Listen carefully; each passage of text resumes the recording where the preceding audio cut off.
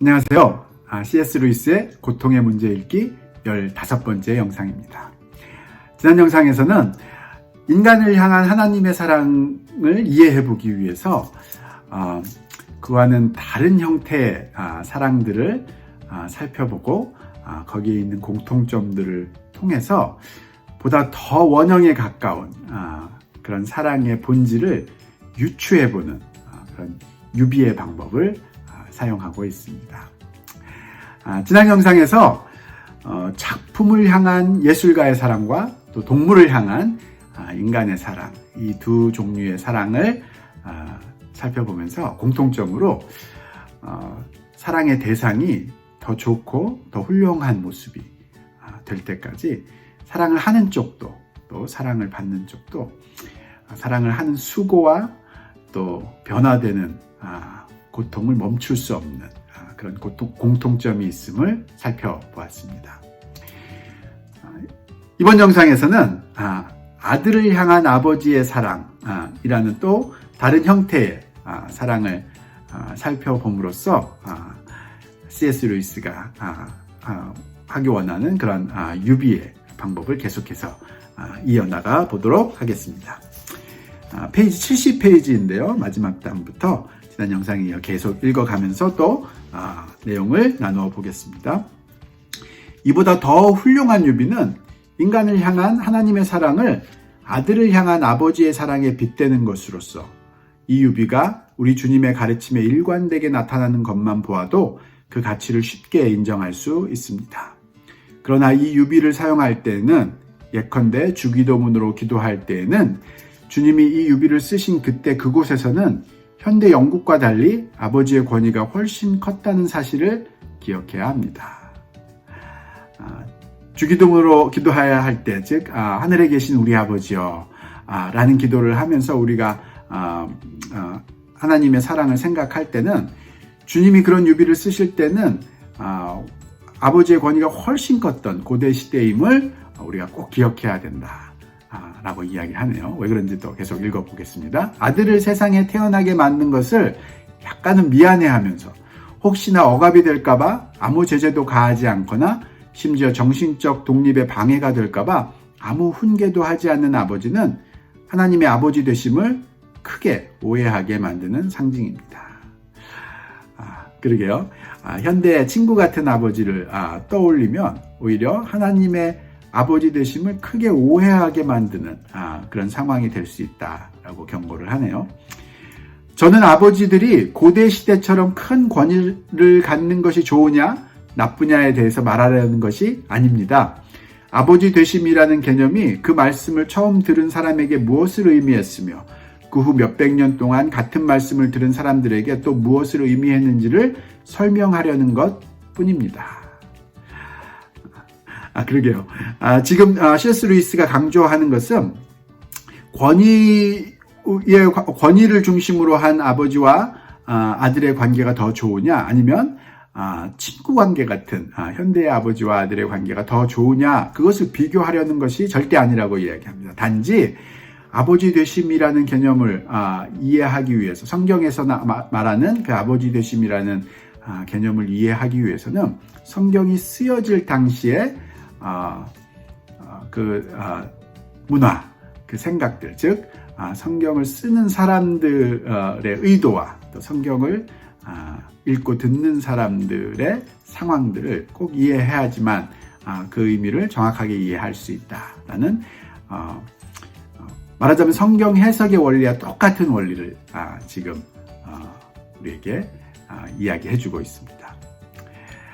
그 의미는 우리가 믿는 바에 따르면 인간 세상의 부자 관계와는 달리 성부와 하나시며 성부와 함께 영원히 계신 분임에도 불구하고 우리 주님이 자신의 아들됨을 어떤 자세로 대하셨는가를 살펴볼 때 이를테면 그가 아버지 뜻에 온전히 굴복하시며 선은 아버지께 해당되는 말이라는 이유로 자신을 선한 선생님으로 부르지 못하게 하신 일을 살펴볼 때 아주 분명하게 드러납니다. 즉 성경에서도 예수님 자신도 하나님 아버지와의 관계를 설정함에 있어서 비록 지금 이 세상에 부자 관계와는 다른 성부, 성자의 삼위일체 속의 부자 관계이심에도 불구하고 권위를 인정하는 그런 모습의 아버지의 관계로 대하셨음을 지금 지적해 주고 있는 거죠. 이 상징에서 아버지와 아들의 사랑은 본질적으로 권위를 가진 자와 순종하는 자의 사랑을 가리킵니다. 그 이유가 잘 드러나네요. 아버지와 아들의 사랑을 통해서 하나님의 사랑을 지금 드러내려고 하는데 그 상징이 가리키는 바는 권위를 가진 자와 순종하는 자의 사랑의 관계, 그 특징을 통해서 하나님의 사랑의 본질을 드러내려고 한다는 거죠. 아버지는 당연히 아들을 자기가 원하는 모습으로 만들어 가기 위해 아들보다 뛰어난 지혜로 판단하건대 좋다고 여겨지는 모습으로 만들어 가기 위해 권위를 사용합니다. 즉, 이 관계에서도 권위를 사용하여 순종하는 자를 더 좋은 모습으로 만들기 위해서 최선을 다하고 또 사랑받는 자는 순종을 통해서 어려움과 고통들을 자신의 더 나은 변화를 위해서 받아들이고 견뎌가는 그것이 이 상징의 특징이다라고 이야기하고 있습니다. 심지어 요즘에도 아들을 사랑하지만 그 애가 인생을 즐겁게 살 수만 있다면 불량배가 된다 한들 무슨 상관인가라고 말하는 사람이 있을지 모르겠지만 사실 그것은 말이 안 되는 소리입니다. 어쨌든 지금 C.S. 루이스가 강조하는 것은 또 다른 형태의 사랑, 권위를 가진 아버지와 순종하는 아들의 간의 그 관계에서 있는 사랑에서도 고통을 감내하며 변화를 받아들이는 그것이 이 사랑 안에 공통점으로 포함되어 있음을 우리에게 이야기해 주고 있습니다. 마지막으로 위험의 소지가 크고 적용 범위가 제한되어 있음에도 불구하고 지금 우리의 특정한 목적에는 가장 유용한 유비를 살펴볼 차례가 되었습니다. 마지막으로 가장 유용한 유비를 살펴보려고 한다네요. 물론 위험의 소지가 크고 적용 범위가 제한되어 있다고는 이야기합니다. 어떤 유비인지 계속 읽어보도록 하겠습니다. 그것은 인간을 향한 하나님의 사랑을 여성을 향한 남성의 사랑에 빗대는 것입니다. 여성을 향한 남성의 사랑이 그것이라고 이야기하네요. 성경은 아무 거리낌 없이 이 유비를 사용하고 있습니다. 이스라엘은 아내로서 부정을 저질렀지만 하늘에 계신 남편은 아내와 함께 행복하게 살았던 시절을 잊지 못하십니다. 내 소년 때의 우위와 내 결혼 때의 사랑, 곧 씨 뿌리지 못하는 땅 광야에서 나를 어떻게 쫓았음을 내가 너를 위하여 기억하노라. 에레미야서의 인용이네요. 이스라엘은 길가에 버려진 자신을 발견하여 옷을 입혀주고 치장해주고 사랑스럽게 만들어준 연인을 배반한 떠돌이 가난뱅이 신부입니다. 에스겔서의 인용이고요. 야고보 사도는 우리를 간음하는 여자들이여 라고 부르는데 그것은 하나님이 우리 속에 거하게 하신 성령이 시기하기까지 우리를 사모하심에도 불구하고 우리는 세상과 벗이 되어버렸기 때문입니다. 야고보서를 인용하고 있고요. 교회는 주님이 지극히 사랑하여 어떤 티나 주름도 용납하지 않으시는 신부입니다. 에베소서 인용이고요. 이렇듯 다양한 형태로 표현되어 있지만 결국 여성을 향한 남성의 사랑에 빗대서 하나님의 사랑의 본질을 유비적으로 드러내고 있는 것이 성경이 아무 거리낌 없이 자연스럽게 사용하고 있는 방법이라 이야기합니다. 이 유비가 강조하는 진리는 사랑은 본질상 그 연인을 완벽한 존재로 만들고자 한다는 것입니다. 그리고 이 사랑, 이 특별한 형태의 사랑, 여성을 향한 남성의 사랑이 갖고 있는 가장 큰 특징은 사랑은 본질상 그 연인을 완벽한 존재로 만들고자 한다는 것이라고 강조를 하고 있습니다. 이런 점에서 볼 때 상대방이 고통을 당하지만 않는다면 무엇이든지 허용하려고 드는 단순한 친절은 사랑과 상극이라고 할 수 있습니다. 그러게요. C.S. 루이스는 처음부터 어쩌면 지금 현대인들이 가장 강조하고 있는 친절을 강조하는 사랑은 잘못하면 사랑의 가장 중요한 그런 특징을 놓쳐버리는 그런 면이 있지 않나 계속 경고하고 있는 듯 보입니다. 어떤 여자를 사랑하게 되었을 때 그가 깨끗하든 더럽든 아름답든 추하든 신경 쓰지 않게 됩니까? 오히려 그제서야 비로소 그런 점들에 신경을 쓰게 되지 않습니까? 남자가 자기 외모에 대해 아는 바도 없고 신경도 쓰지 않는 것을 사랑의 표시로 여길 여자가 어디 있겠습니까? 그야말로 사랑은 그 연인이 아름다움을 잃어도 사랑할 수 있지만 아름다움을 잃었기 때문에 사랑하는 것은 아닙니다. 사랑은 모든 허물을 용서해 줄 수 있고 모든 허물에도 불구하고 여전히 사랑할 수 있지만 그 허물을 없애주겠다는 결심을 접지는 않습니다. 사랑은 미움보다 더 예민하게 연인의 모든 흠을 감지합니다. 사랑의 감각은 달팽이의 촉수보다 더 부드럽고 예민합니다. 사랑은 그 어떤 힘보다 더 허물을 용서하면서도 더 허물을 묵과하지 않습니다. 사랑은 작은 것에 기뻐하면서도 모든 것을 요구합니다. 그러게요. 어떻게 이렇게 문학적이면서도 간단하고 또 분명한 표현을 할 수 있는지 대단하게 느껴지네요. 계속 읽어보겠습니다. 기독교에서 하나님이 인간을 사랑하신다는 것은 말 그대로 하나님이 인간을 사랑하신다는 뜻입니다.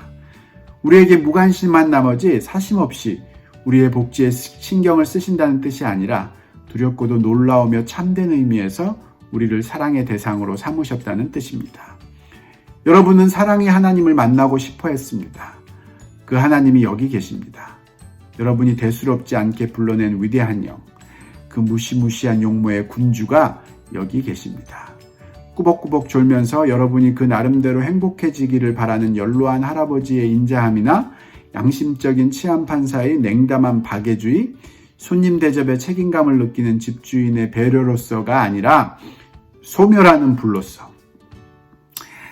세상을 창조해낸 사랑으로서, 작품을 향한 화가의 사랑처럼 집요하고 개를 향한 인간의 사랑처럼 전제적이며 자식을 향한 아버지의 사랑처럼 신중하고 숭고하며 남녀의 사랑처럼 질투할 뿐 아니라 꺾일 줄 모르는 철두철미한 사랑으로 여기 계십니다. 어떻게 이런 일이 가능한지 저는 모르겠습니다. 피조물이 더욱 우리 같은 피조물이 창조자의 눈에 그토록 엄청난 가치를 지니는 이유를 인간의 이성으로는 설명할 길이 없습니다.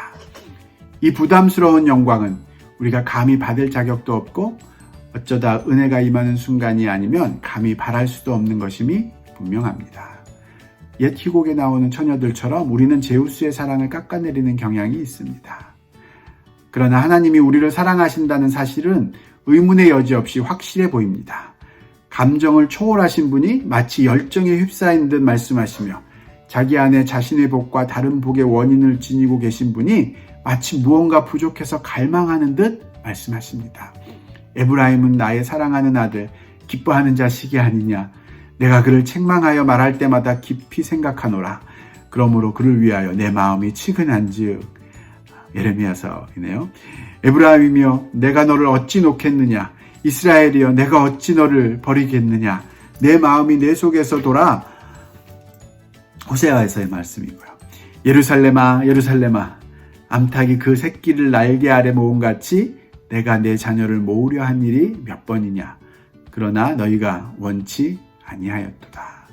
마태복음서 말씀이고요.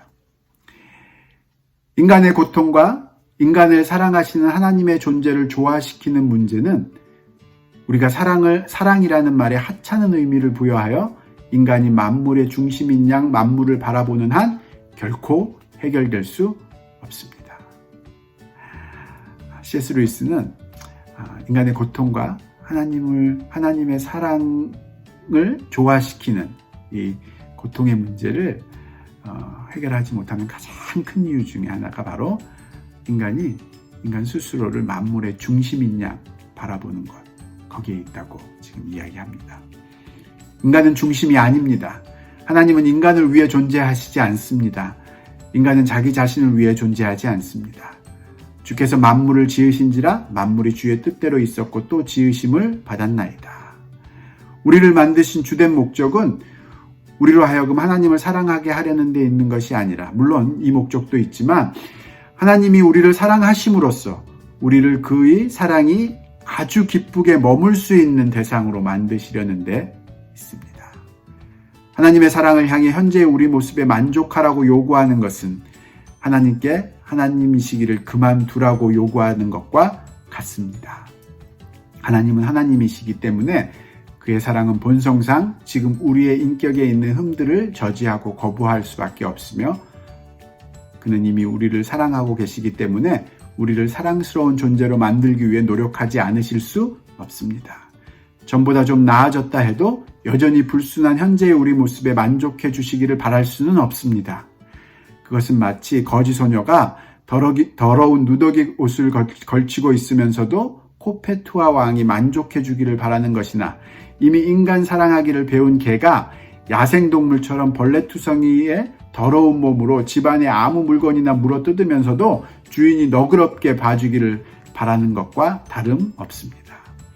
지금 여기에서 우리가 행복이라고 부르는 것은 하나님이 계획하신 주된 목적지가 아닙니다. 우리는 하나님이 아무 꺼리낌 없이 사랑하실 수 있는 존재가 될 때 비로소 진정으로 행복해질 것입니다. 다시 한번 읽어볼게요. 우리는 하나님이 아무 꺼리낌 없이 사랑할 수 있는 존재가 될 때 비로소 진정으로 행복해질 것입니다. 분명히 예상하건대 이런 논의의 흐름에 이의를 제기하는 이가 있을 것입니다. 그러게요. 어떤 이의를 제기할 수 있을까요? 이 부분에 대해서는 또 다음 영상을 통해서 나누어 보겠습니다.